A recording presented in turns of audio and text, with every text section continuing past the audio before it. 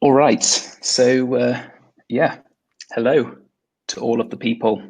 Thanks for joining. This is our fourth webinar, I think now. This is the final one we have just before we take a summer break as well. I guess not really break, but we have time off in the summer. That's enough, I guess. And so for this kind of final pre-summer session, we're taking a look at Apache Kafka, and as a little added bonus, there are 0 puns about Franz Kafka versus Apache Kafka in here. You will find none. Yeah, you're welcome for that. So yeah, there was some pretty strict editing there. And so yes, before we kick off, I'll do a bit of housekeeping. So the chat is open now. Feel free to put anything down, throw out some hellos while we wait to start. If you have questions, put them down. I'll make a note. Yeah, we'll also be talking about RabbitMQ and differences between other messaging and queuing and event systems. If we're talking too fast, let us know. If the slides aren't showing, also let us know. If you're hungry, probably don't let us know. Can't help there. Yeah. There's things we can't really help with, so.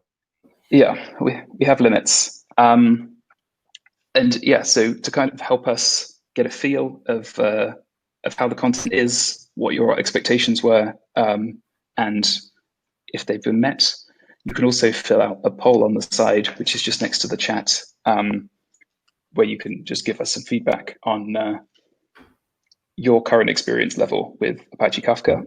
And towards the end, we'll put up a link to kind of a feedback survey, which I'll explain more when we get to the end. Yeah, good question. I'll take the Kafka on AKS as a question that we'll do at the end of the Q&A. So questions on running it inside containerized systems. Take a look. So yeah, I can't promise you by the end of this that you'll be Kafka aficionados, but hopefully you'll all have something to take away from this. And if we don't cover some topics you're interested in, questions are the place to ask, and I'll make sure they're noted and put into the Q&As. But yeah, I think enough time has passed now. So enough words from me. I'll pass you over to John Hammock, our technical evangelist, developer advocate, and all of those words. And hello, everyone. Take it away. All right. Thank you, Chris. So welcome, everyone, to our webinar. This is Apache Kafka 101, the why, what, and how. We're going to be covering actually the very basics of Kafka in this webinar. So if you're already sort of familiar with it, you're probably going to be seeing a lot of review here. If you're not, hopefully it's a time to sort of catch up on some knowledge, maybe some pieces you're missing. Of course, let us know in the comments if there's things you want to see more of on future webinars. It's the first time we've done this. So obviously we want to collect information and see what you know. As I mentioned before, my name is John Hammock. I'm a developer advocate for Ivan, and I am here with Chris Williams, our solution architect. So a quick bit about what we do at Ivan. We offer many of the favorite open source databases, messaging queues, and other products like Kafka as hosted services. So we got Kafka, Postgres, Elasticsearch, Cassandra, Redis, MySQL. We're going to have ClickHouse, M3, and Flink coming very soon. And these are going to be hosted on all of the major clouds around the world. Amazon, AWS, Google Cloud, Microsoft Azure, DigitalOcean, UpCloud. You can typically spin up your services with just one click, or maybe a couple of clicks, I suppose. But yeah, it's quite easy to get started with us. If you want to try out Kafka, sending your data to an endpoint. And really, the wonderful thing about this, and we'll talk more about this later with a hosted service like this, is you can send the data just to the endpoint that we provide. You don't have to worry about setup, maintenance, any of that. You just get to the good bit of using this stuff. And of course, we're deployed in more than 80 regions around the world. So we found this is to be an incredibly useful thing. All right, let's get to it. Right, so what are we going to be talking about today? Well, we're going to be talking, obviously, after a little introduction, which we just did, we're going to be talking about the why of Kafka. So what's the historical context? How did it get the way it is? We have found, actually, that a lot of these kinds of presentations and blog posts about Kafka will tell you the technical stuff, but they won't really go into much detail about why it is the way it is. So we're going to look at that, how history got us to where we are. Going to look at what of Kafka, so how architecturally everything's put together. All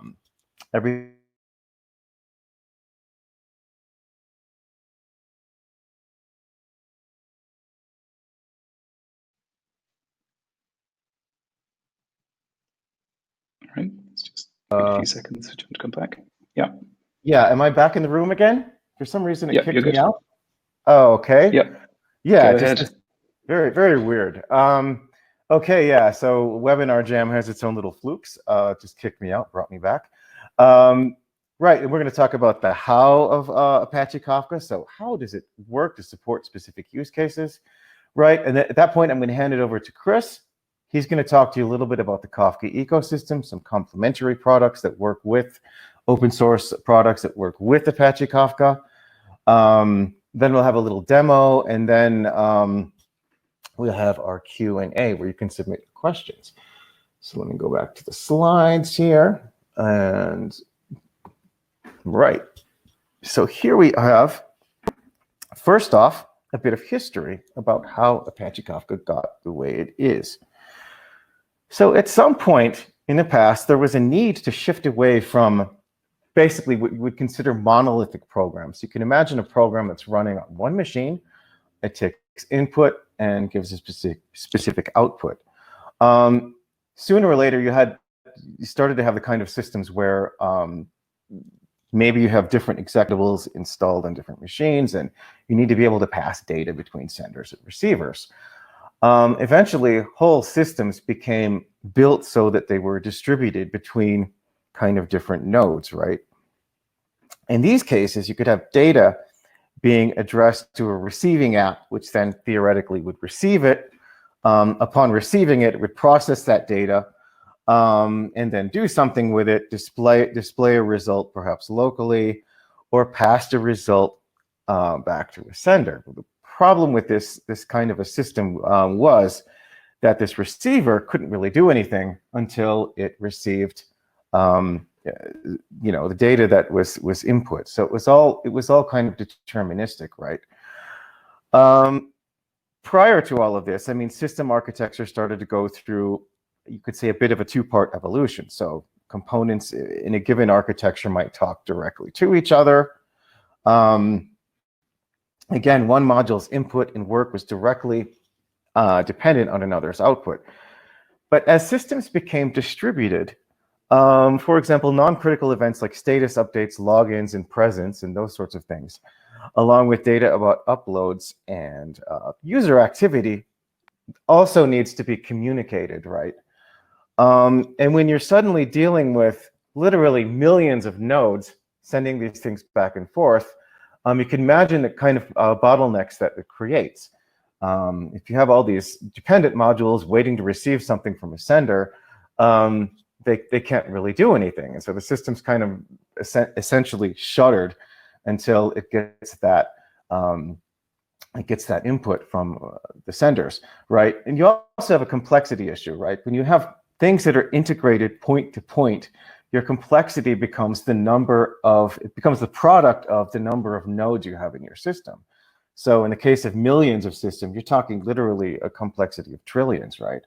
When you're going to add something new, and you have to integrate it with every other sort of node in the system, that becomes quite challenging. So there's a need to make it less complex, and there is also a need to decouple the systems, right? And there are some earlier examples of messaging queues which try to mitigate at least the decoupling problem. these things all being sort of independently developed and in some ways kind of influencing each other. So the middle step could be messaging queues and middleware like JMS, RabbitMQ, Apache Camel, ActiveMQ. These messaging queues remove the tight coupling dependency that you typically see between components. But their working was different to start with. So RabbitMQ is a queuing system where compute power is taken by RabbitMQ. Kafka is using an approach where cluster manages itself, but computing power, instead of being sort of centrally managed by the messaging queue, the computing power is actually in the clients themselves. So the things that connect to Kafka, your producers and consumers. We're going to get to that in a moment. All Kafka would do, instead of being in charge of all the routing and everything else, and all this logic that the messaging queues have to be able to handle, all Kafka actually would do is store the messages and the configuration for each topic. The clients, that is the producers who are writing to the topics, and the consumers who are reading from them, would be the ones to decide where they want the messages, where they want to write them to, where they want them to come from, and where they want to do with them, right? With Kafka, acknowledgement isn't required in the same way that it is in messaging like RabbitMQ, ActiveMQ, and so forth, right? So once again, we have typical sort of traditional data flow model. Perhaps some of you remember the days of ETLs, extract, transform, load, where you get basically you have data that's sort of ingested into some kind of an intermediary system. And then perhaps nightly, typically when computing resources are at their least demand, you do a nightly dump of the data into some kind of a backend like OLTP database, for example, a report database, a metrics database. This was nice when more or less the data was coming from very, very simple input places. So for example, if you have a banking system, all the data is coming from, for example, the stuff that the teller's entering at their console, if you remember how things worked back then. Eventually, these systems were kind of expanded on, where you're adding web clients with REST APIs. You're adding some billing systems. Maybe you have some kind of a microservice that allows you to pull data from these systems and do different things with it, for example, analytics. But what you found is that as the world changed and you needed to add more, for example, data back ends, you needed to integrate these different things, for example, external clouds, caches, document stores. You needed to integrate them directly with all of these other services, right? So for example, my external clouds, maybe I need them to talk to my microservices. I also need them to talk to my data warehouse. I have caches now that work with the REST API, but they also need to connect to my reporting app, because maybe I'm generating reports on the fly. I have my data warehouse, for example, connecting to my microservices, to my billing systems, and so forth. So the complexity, it doesn't actually equal n times n, but it approaches a product of the number of components here. And you could imagine, like when I need to add another back end or another front end to the system, I have to worry about all of these other dependencies that are in the system, right? Not only that it adds to the complexity, but it creates a problem with latency as well. I have all these routing rules that need to be computed up front before I can send data into my back end. And that creates not just a maintenance impact, but also a performance impact as well. I don't know if you guys have ever heard of the book called Anti-Patterns, Software Development Anti-Patterns. It's a great book on how to do things wrong in software development. And it's a very entertaining read. But point integration is one of these sort of anti-patterns that you see in software and even distributed system development. It means that for every interface I add, every system that I add to every component, I should say, that I add to my system, that I need to integrate it almost theoretically with every other backend and system that's in my system as well. And this creates a tremendous amount of complexity, which becomes essentially unmaintainable. Well, enter Apache Kafka. So at LinkedIn, back in the early days, they were using different kinds of messaging And they realized that they were running into kind of two problems. One was the latency. So it was simply taking too long for status updates to show up. It was taking too long for example, logins and things to be transmitted. So they had a latency issue. They also had a complexity issue, maintaining all these different systems, adding things without affecting dependencies on other things. So starting in 2010, they developed this idea, well, okay, we're going to take the best that we got from messaging queues, namely the publish subscribe architecture started appearing in messaging queues. And I'm going to say, I want to decouple my message producers from my message consumers. Well, how do I do that? I create a central place to store my messages. I can distribute them by partition to maintain failover. I can do different kinds of topics. I can have my consumers read from those topics, right? And this effectively decouples my producers from my consumers. So I can add as many producers and as many consumers as they want. And as long as they connect to the central messaging queue via a standard interface, then I'm good. I don't have to worry about all these other dependencies anymore. So they developed Apache Kafka around the pub sub architecture with producers and consumers topics. We'll go into all this in a bit. It was an improvement on the pub sub architecture that they saw before, and suddenly they saw that the complexity was no longer the product of the number of components in the system, but it was actually a sum. So it was vastly simpler in terms of complexity as well. And you can see how this kind of simplifies things. So the point-to-point integration complexity is essentially mitigated by refactoring around a common interface that you see here. In this case, we're using Apache Kafka. So with this, once again, we're able to reduce complexity. And once we have a much less complex system for our data pipelines, it's much easier also for us to reuse existing data for new purposes. So we can tap into existing data flows and get new insights from those.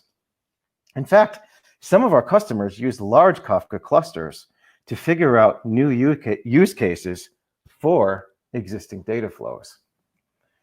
Right, so what is Apache Kafka? What's all this about producers and consumers and all of this? How does it work? So have a look. Here we have a sort of a high-level theoretical example. We got producers writing to topics, and we have consumers consuming from topics. And essentially, in a nutshell, this is, in a way, almost all you would need to know from a very basic standpoint. Okay, you know what producers and consumers, you know that Kafka is only managing the central topics and distributing them by partitions. You can probably do a lot with that knowledge already, right? So in this case, we have producers. One of them is doing user actions. Another is doing device readings, for example. Now, producer one is writing to topic one. And you notice that topic one has two partitions. Producer two is writing to a second topic, because of course it's a different thing. Also with two partitions. You'll notice that we can write to a topic one, partition one, but it's possible to read, for example, our consumer two on the back end is reading on partition two. This is because topic one, partition one, is being duplicated to partition two. It's being replicated, actually. We'll talk a little bit more about in-sync replicas, but that's the basic idea here, is I can write to one partition of one topic. It's duplicated to another partition of another topic. We have kind of the same thing going on with producer two is writing to topic two, partition one, and consumer is reading from that partition two. So the way it works is producers are using the Kafka library. So a producer is something that you implement in your own application that is using the Kafka library. It's available in a bunch of languages to push content to the Kafka cluster. We see here in red, in the form of keys and values. And those keys and values help us keep track of what these messages and where they are, where they're located, how to access them, and so forth. They push these to specific topics, and consumers are then programs also external programs, also written with Kafka Consumer Library, that pull from these topics, right? Consumers read from Kafka topics at their cadence, and they can pick where they are by offset in the topic log. So each consumer group tracks offset from where they left off reading. This, in essence, is the single biggest difference separating Kafka from other messaging services like RabbitMQ, who rely on server side to determine the routing rules. So imagine when you don't have to load your routing rules in the front end. In fact, you don't have to control them in the messaging queue at all. How much resources that saves. Kafka doesn't track delivery. It instead uses consumer groups to coordinate which consumers read from which offsets. Now, Kafka is distributing your topic log partitions on different nodes in a cluster for high performance. Also, with adding the benefit of horizontal scalability, of course, when I add more nodes, I'm able to support more producers and consumers.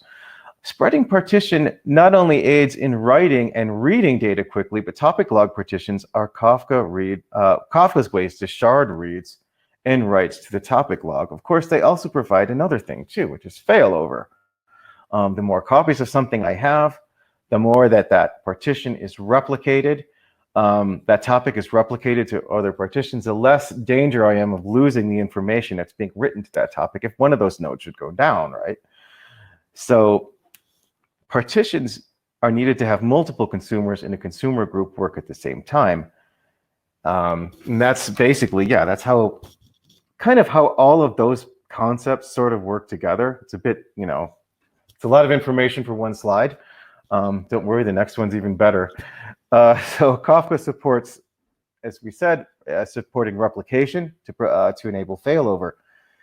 Kafka uses a component, you probably heard of it, called ZooKeeper. It does now. It's eventually ZooKeeper is going to be obsolesced in later versions. We'll get to that.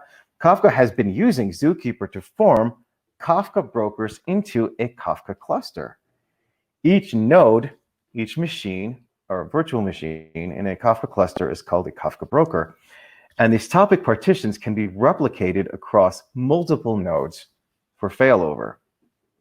I could talk in a little more detail about how topics could have things called a replication factor. So if I have a replication factor of 3, and I have 5, for example, 5 nodes in my cluster, it means that my topic is replicated to 3 out of those 5 nodes.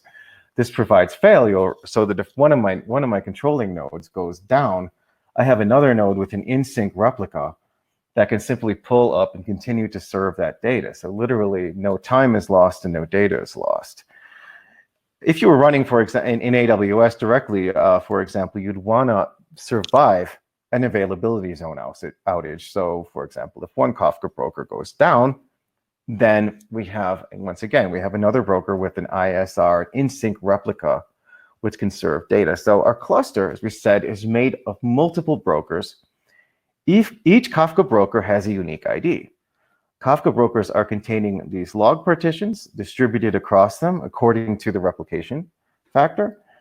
And connecting to one broker bootstraps a client to the entire Kafka cluster. So for example, for failover, you would want to start with 3 to 5 brokers. So a Kafka cluster can scale 10, 100, it can scale to thousands of brokers as needed. And is everyone getting a sense? I'm just going to have a quick look at the chat. Maybe we can cover it in a little more detail. I want to see if you're all getting a decent feel about what we mean with broker, cluster, for example, replication factor, consumer group, or other concepts. Any questions around that?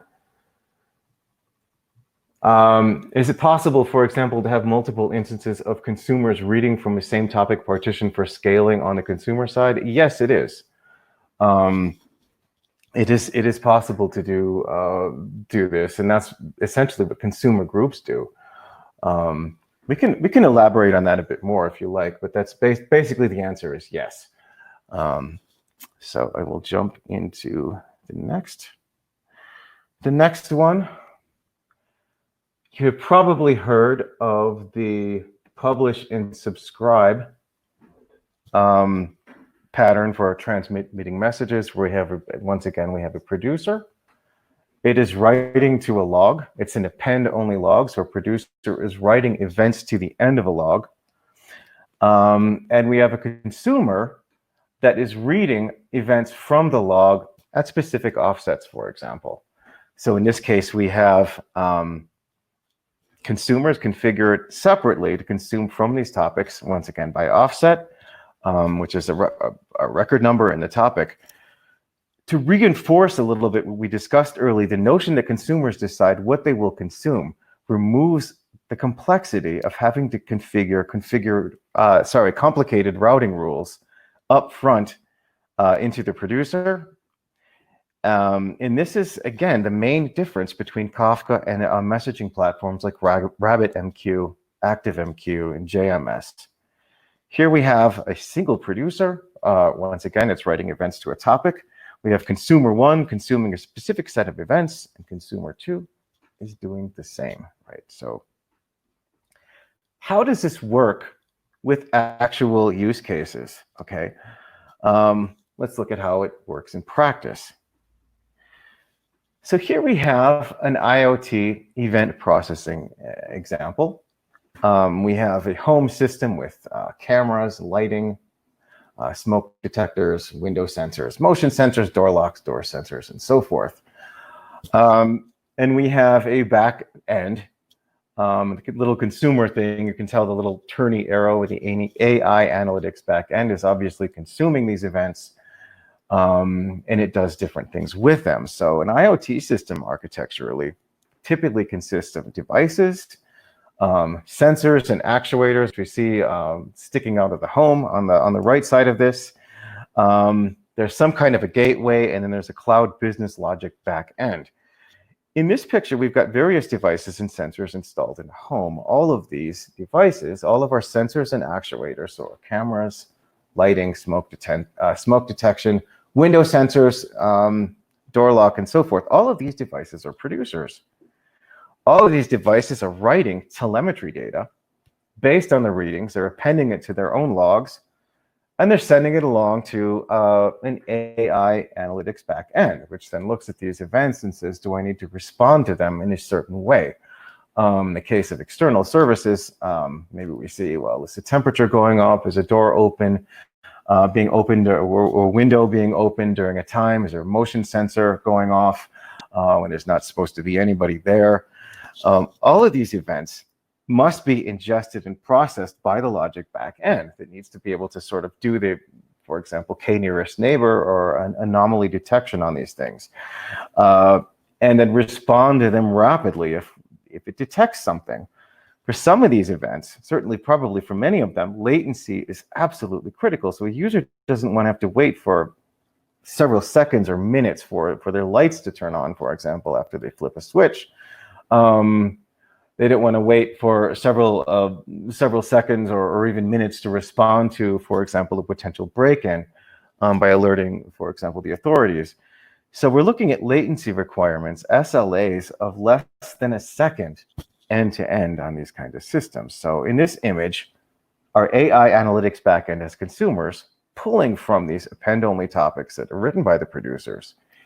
Each of these external services, controllers, ratification agents, and applications have consumers of their own, which pull data unique to their function so that they can do the things they do. How does Kafka handle this? Well, as we said before, those processors, those backends are consumers, which can evolve over time in the backend, which allow new functionality to be created on top of existing event streams without actually affecting the clients, right? So if I can add more consumers to this, I'm not necessarily affecting any other part of the system because I'm not introducing any other dependencies here. Our data is organized into streams of records. Once again, there are topics in Kafka. We have a topic for the door lock, lighting, 2 and 3, and so forth. As we can see in this, our IoT producing or appending these events to the ends of these topics, which again are distributed across partitions in our Kafka cluster. And we have our home workflow systems alerting and authorization, and our event auditing consuming from these topics based on how they are configured to consume. That's pretty a decent explanation for all of that. I mean, we can say that data also is organized into these topics, and these topics can be divided into sort of an arbitrary number of partitions, which allow our system to scale. So the more, probably the more consumers we're adding, the more producers we're adding, the more partitions we want to have as well, to enable failover. And one of the nice things about a managed service like Ivan for Kafka is we're able to scale that for you. Because if you're running this yourself, you would need to figure out, well, how am I gonna replicate my topics, and how many partitions do I want? What's my replication factor going to be? How do I want to scale this? And with a managed service, that's kind of done for you. You just get the benefit of using the service. But anyway, Kafka itself, managed or not, is an excellent event streaming platform. But like I said, its drawback is that it can be difficult to operate. And again, this is why at Ivan, we're building a managed cloud service around it, which allows you to focus on your IoT applications. So a little more of a not so flight of fancy. Perhaps some of you have heard of core-to-edge computing. Core-to-edge computing is where you have actually several data pipelines embedded in a larger sort of data ecosystem. In this case, the example we have is a smart car. It's a very theoretical example, of course, but here we have a car with our producers, and these producers are sensors for things like RPMs, cabin climate, oil pressure level, engine temperature, emissions, driver monitoring, mileage, speed, tire pressure, and fuel consumption. All of these sensors that are collecting these data points are writing these also to topic logs, and within the car itself, they're able to respond to certain things. So that there's actually a data pipeline inside the very sort of edge, if you will, or the endpoint rather, which is the car itself. But these data points are also aggregated in an edge data center that collects data from perhaps hundreds or even thousands of these smart cars, in our theoretical example here, aggregates them, and then uses that data to send back and forth to enforce perhaps the performance of all of the cars. It can also do things like calculate, for example, our fuel consumption.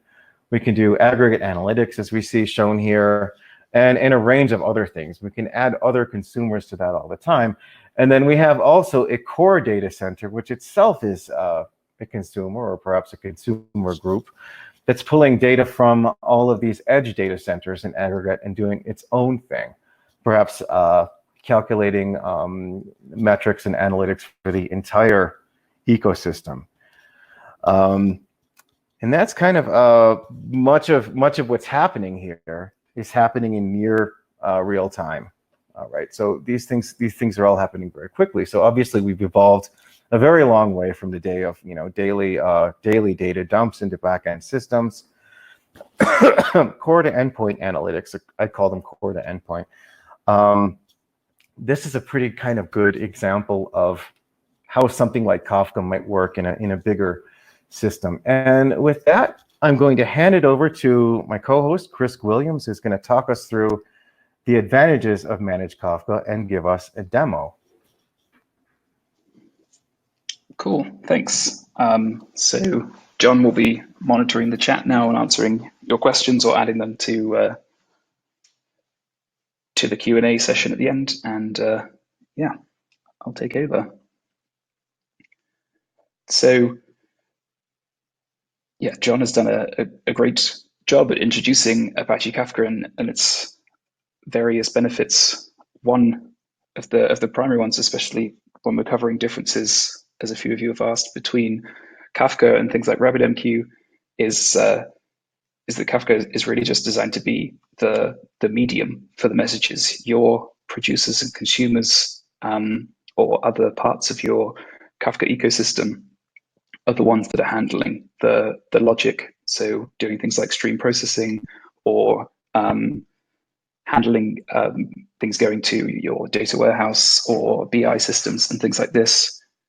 Kafka is really just, this message is written and it's in this topic, and these consumers are reading from it. And because its focus is on this, it does it incredibly fast. But obviously there comes some downsides. John mentioned ZooKeeper earlier. ZooKeeper is basically a service with a pretty cool logo, but running in with your Kafka cluster, and it's then designed to keep your brokers in sync. When a new broker joins, or when a broker falls out of sync, it fails over, then ZooKeeper is the thing to ask and say, what's the current state of the cluster right now? And it can then catch up to where the cluster is right now. On top of that, then you have these kind of maintenance tasks. So rebalancing in case of failures and maybe a broker just stops responding. Of course, when this is happening inside your Kubernetes environment or your local Docker on your machine as a development case, it's fine, but it's you that's left dealing with that. And this is where using a managed service like us comes in. So why managed?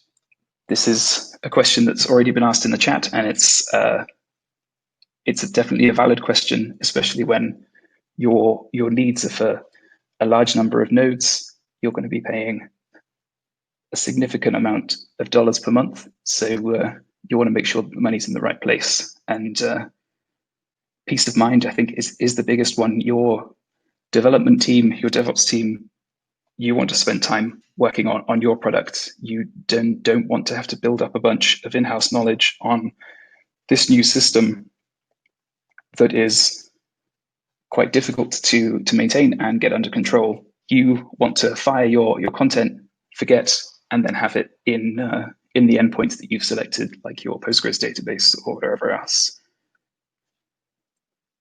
Ivan began around 2016 for that very reason, and we've been running for these years, which means we have this experience of these common problems happening with things like Apache Kafka and Cassandra, and the team collectively has thousands of hours of experience. We do this every day, so you don't have to, basically, and that's a big benefit, and that goes for all managed services, and for us that goes for every service that we offer as well.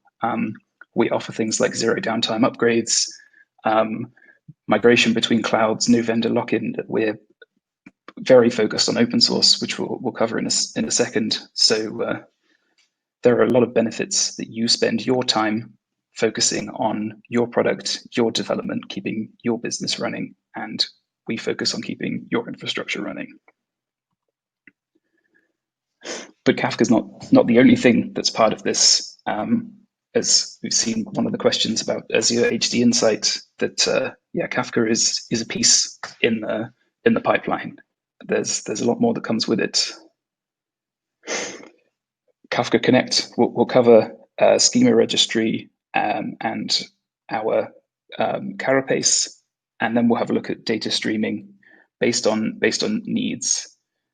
Kafka Connect is it's awesome, quite frankly. It's an amazing framework that's built natively into Kafka, and it means you don't have to spend time, or your team doesn't have to spend time writing producers and consumers to do non-trivial things that you're doing regularly. And in this case, you can set up sources or sinks, so a data source or a place for Kafka to put data, and connectors then will join Kafka with whichever service. So in this case, you could dump everything to an S3 bucket if you wanted to, or you can push things through to a Google BigQuery, or read from an HTTP source, or read from MQTT with RabbitMQ. There's a bunch of options, and the largest benefit here is you're configuring it with JSON.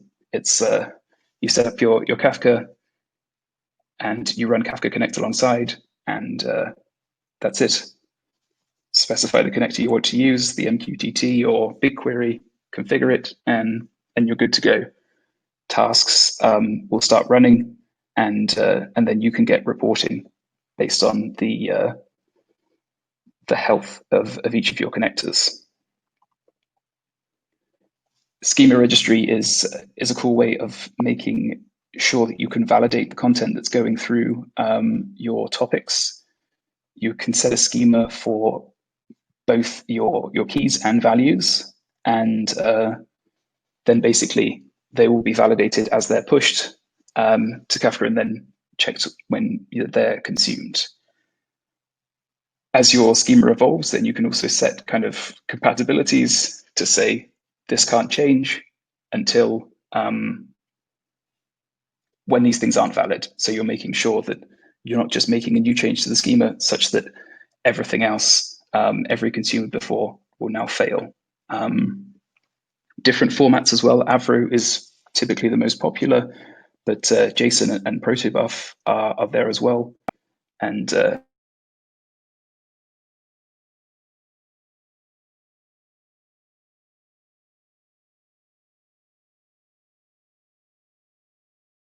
Schema Registry isn't one of the open source initiative approved licenses.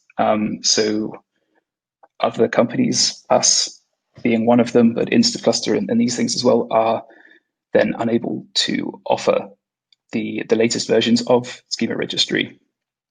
So being the lovers of open source that we are, not only are we running these open source services, we're also contributing to them, and in some case maintaining a few Kafka connectors and things like this. Karapace is one of these as well. This is basically Schema Registry on steroids. It's a Python implementation of Schema Registry that is designed to have feature parity. So when you spin up a new Kafka service through Ivan, Karapace is what gets deployed alongside. So yeah, check it out, and we welcome feedback. It's open source there as well, or you can check out more at karapace.io. And then we come to data streaming. So possibly you've heard words like Flink and Spark and things being thrown around. What's great about things like this is it's not just processing messages as they come through your topics. This is allowing stateful computation. So instead of seeing a message and thinking, okay, my house temperature has risen by 10 degrees, you can use Flink to say your house temperature has been rising by 10 degrees every 3 minutes for the last 10 minutes. Possibly your house is on fire. So this is a pretty cool way to get a snapshot of the data that's going through your cluster. And the kind of primary selling point of Flink here is that you can then run kind of your own custom code inside the service. Kafka Streams is a kind of let's say a more small scale version of stream processing, but basically supported out of the box. It's essentially a consumer with some fancy things added on. There's support primarily for Java and Scala, but there are client libraries alongside for Node.js, and Faust is one written in Python that again has some feature parity.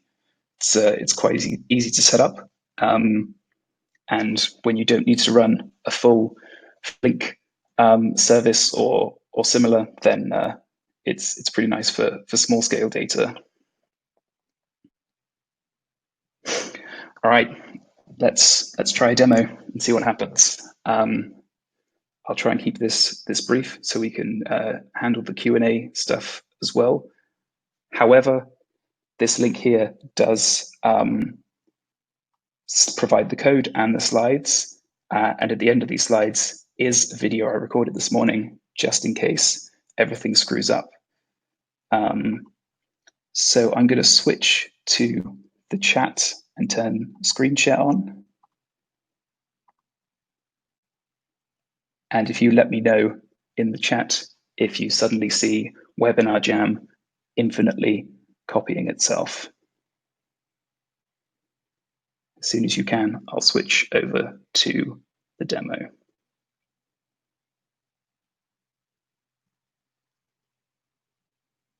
Do we see a screen?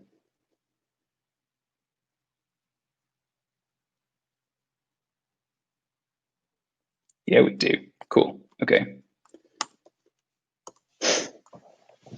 Okay, so we start simple. We're going to basically set up a Kafka cluster, nice and easy, and we're going to use a producer. Of course, I wrote it earlier, and then we're going to visualize the content that's being produced. So first, we want to log in.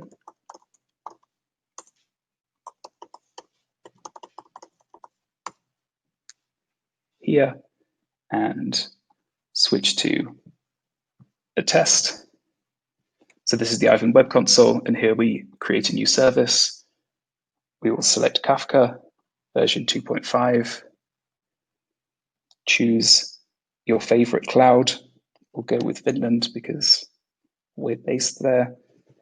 And I will choose the cheapest because it's linked to my credit card. We choose a non-auto-generated name so I can find it easily later, and create. So your service is being created now in Google Cloud in the Finnish region, so Europe North 1. We can see the service here. We have blue dots saying it's being set up. When these all go green, it means we're good to go. The things we want to take note of here is the service URI, which I'll copy, and then we want to download these three things. So the key, the certificate, and the PEM file. When you have an account set up, you can look through these things in more detail, or we have a previous webinar did go through some of the features of the Ivan web console. But an important thing here is to scroll down to advanced configuration, auto create topics enable, and set that to true.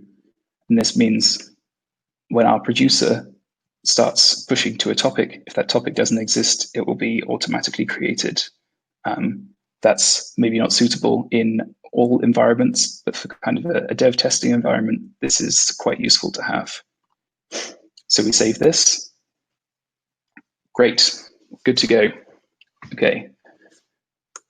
The links to this will be provided later, but in Ivan's GitHub organization, we have a repository called presentations. These are the slides that you're currently viewing. And then we have the demo. So the things that we're going to do, set up a Kafka cluster and use a Twitter producer to create some real-time content using their streaming API. And then we're going to use KafDrop as a kind of a web dashboard to see an overview of the cluster and view some of the messages going through. Is that all good so far? Yeah, cool. Okay, so you can also clone this repository and mess around.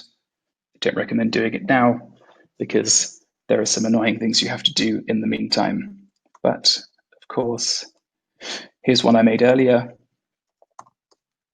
So we're inside the Kafka demo, and we have some Go files. Unfortunately, because it's Twitter, you would then need to go to developer.twitter.com or dev.twitter.com. You can scroll down to apps and then create an app.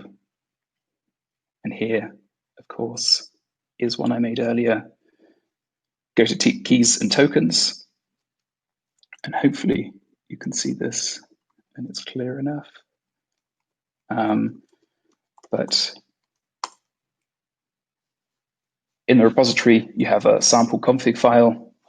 And in this case, you want to put your consumer key, consumer secret, access token, and access secret. All of those are auto-generated by Twitter for you. You can just copy them in.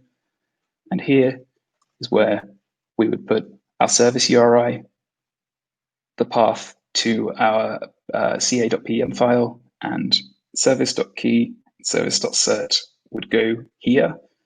The topic I've set to be called tweet queue. You can call it whatever you like. I've set for both to be true because I want to see all the tweets printed, and terms, add as many as you like. Maybe you don't want Turkey. Maybe you want Brexit and COVID and Trump. just so you can maximize all of the trending things on Twitter. Cool. Now we can run go build in that directory. Of course, it means you need Go installed on your system. And that's great. And now we run. Probably you want to turn logging off in a production case, but here at least we know there's a bunch of tweets being found through the streaming API. So these are coming through real time and then being pushed through to Kafka for us. All right.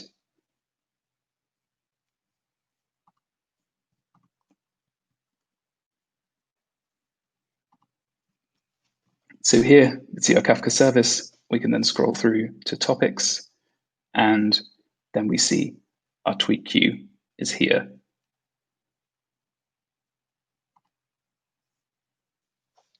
A cool feature of the web console is now you can see what's inside your topics by, you can select your offset, choose the format that your messages are coming through in our case, it's JSON.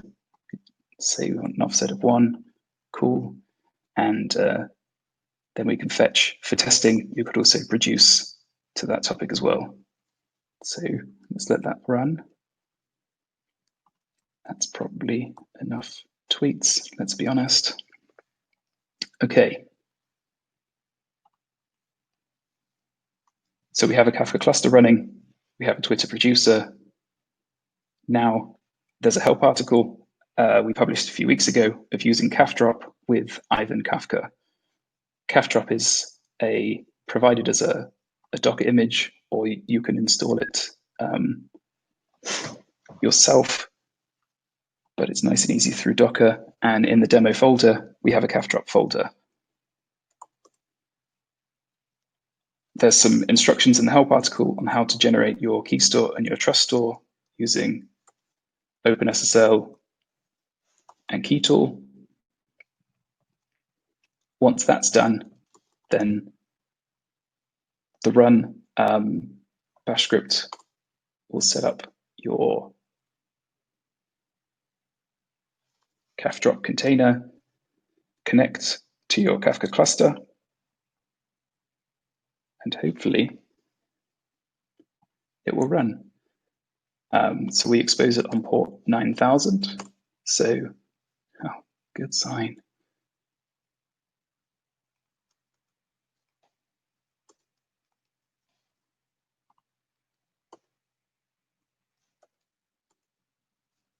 Great, there we go. Image is running. And here we can see a pretty cool overview. So total number of topics, the service URI, and then we can see each of the brokers. So we can see this one, ID 10 here, is currently the controller. And when there's a re-election, we can see the switch as it happens. Obviously, Kafka Connect is keeping all of its config inside these topics here, but the one we're interested in is this queue here, which is tweet queue. You can click view messages and keep that default. Ta-da, there it is. All of these, just all the tweets, all the content. Now that has curse words in it, of course. It's Twitter. Probably we should put a parental warning or something on this webinar now. But yeah, that's it. Easy. Okay, so I will stop sharing my screen and switch back to the slides. I'm gonna start by answering the first question there from Fernando. So, how can you set up KSQL on Ivan, and can you use it on Ivan console? What I understand is that we're actually sort of aiming to work with Flink. So if you want to be able to query with streams, Flink is going to be one way to do it. Another solution that we're integrating with also is a solution called lenses.io, and that's a way to do to basically query streams as well. I can do this, so I'll just write in the chat. So Flink and lenses.io are two alternatives for KSQL. Do you have anything to add to that about how to get KSQL on Ivan for Kafka? Chris?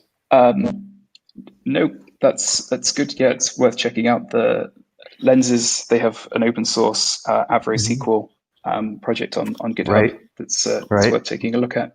Yeah, Kafka streams can be kind of a semi-alternative for the meantime, but yeah, licensing restrictions on KSQL make it a setback. Sorry, Yaron. Yes, your question wasn't really answered with the connect. So in a typical e-commerce web app, we use Postgres as our main OLTP.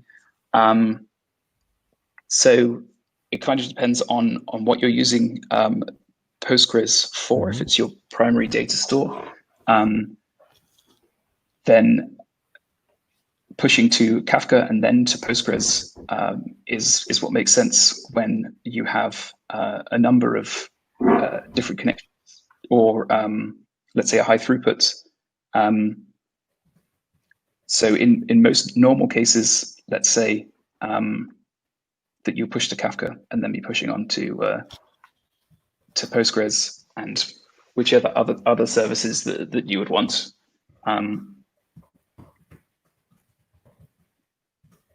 I hope that answers your question, but if you want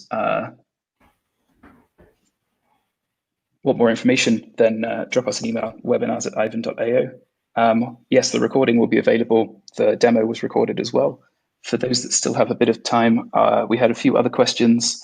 So difference between RabbitMQ, I hope that was answered, but the primary one is that RabbitMQ is a slightly more heavy solution. I guess the focus there is on the server-side routing.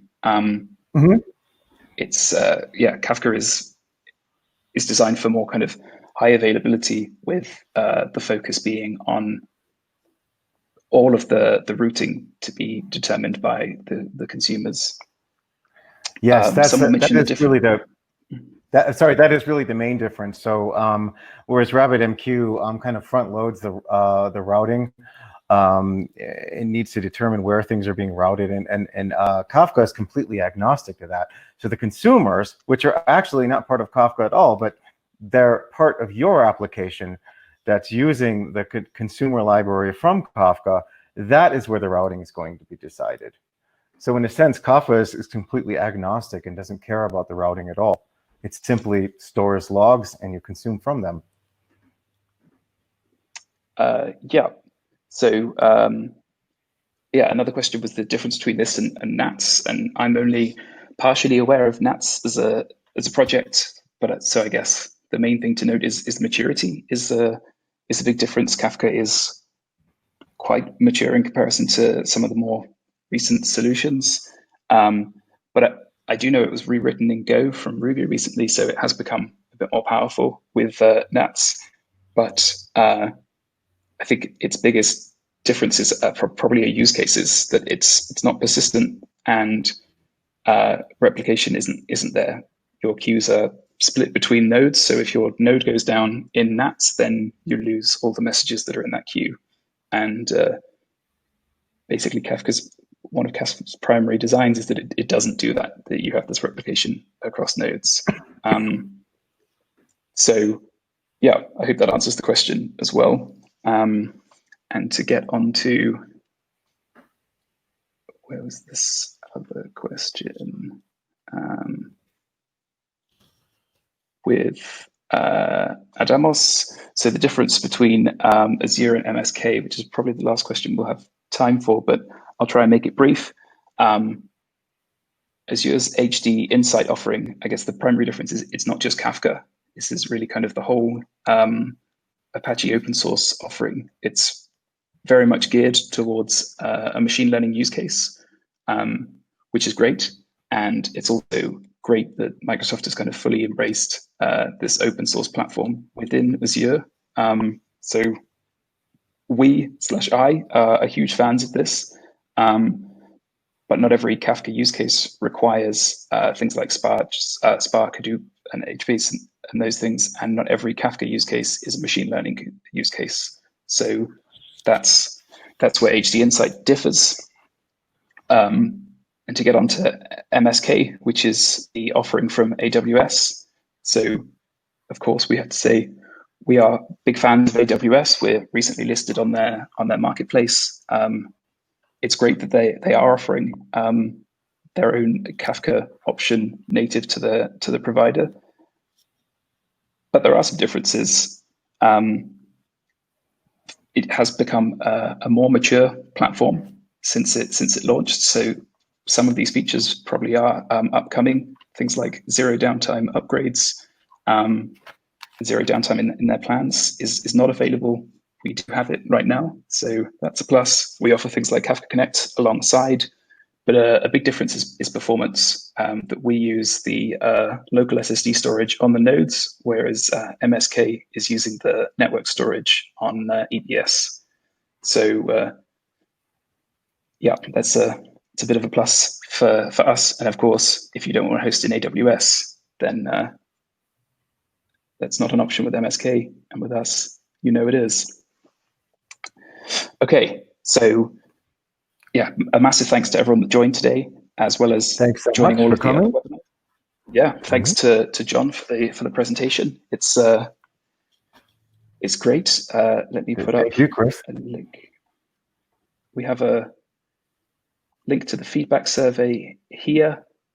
So you should see that in the chat now. If you want to fill it out, give us some feedback for topics, subjects, people within Ivan or otherwise you'd want to speak to or see, hear from in the next season, I guess, of the webinars, but also tell us what has worked well, what hasn't worked well. We want to know all of the things. Yes. A link to the slides and go ahead. Yeah, this is our first version, so we're planning to iterate on this and make a newer version. If you have topics you want to include, maybe you got a little too much of something else, just let us know in the let us know in the feedback. Yeah, and as a little thank you for all of you that joined, including the ones that did sign out early, we are sending a $500 credit code to you that you can add to your existing Ivan accounts or sign up for a trial. Whatever works for you, that will be coming in an email shortly. So we can't really hug you through the screen. So this is a way of showing some gratitude and giving you a chance to try out what you've learned in this webinar. Hopefully that will keep you going until after the summer of 2020. You can sign up for a free account now at ivan.io or check it out once the email hits in your inbox. So yeah, thanks again, everyone. Yeah, we'll see you in a couple months. See you.